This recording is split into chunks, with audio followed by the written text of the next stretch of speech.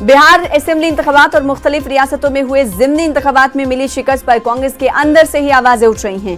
कपिल सिब्बल, तारिक अनवर, कार्ति चिदम्बरम शिकस्त का मुहासबा करने की बात कर रहे हैं। पार्टी के अंदर और बाहर से हो रही तनकीदों के दरमियान आज कांग्रेस की स्पेशल कमेटी की मीटिंग होने वाली है।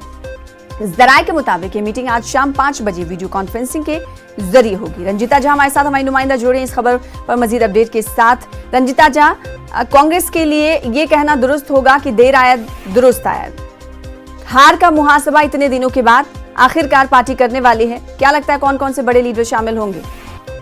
निश्चित तौर पर सना, जिस तरह से बिहार विधानसभा चुनाव में बहुत कम मार्जिन से महागठबंधन की सरकार बनते बनते रह गई और इसका ठिकाना न सिर्फ उनकी सहयोगी पार्टियां आरजेडी और तमाम जो दूसरी पार्टियां हैं, बीजेपी लगातार कांग्रेस पर अटैक कर रही है, बल्कि कांग्रेस के भी बड़े नेता जो है वो लगातार हमलावर है और उनका साफ तौर पर ये कहना है, चाहे वो कपिल सिब्बल हो, तारिक अनवर हो, तमाम नेता अब ये कहने लगे हैं कि कांग्रेस को कहीं न कहीं आत्ममंथन करने की जरूरत है।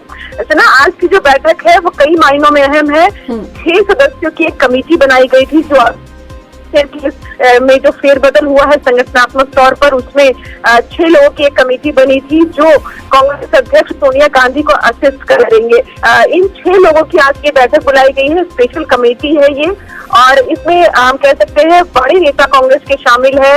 अंबिका सोनी है, अहमद पटेल जो कि अभी कोरोना की वजह से बीमार है और वो हॉस्पिटल में एडमिट है। उनके अलावा जो तमाम नेता है, रणदीप सिंह सुरजेवाला, AK एंथनी, अंबिका सोनी, तो ये तमाम नेता वीडियो कॉन्फ्रेंसिंग के जरिए शाम 5 बजे बैठक करेंगे।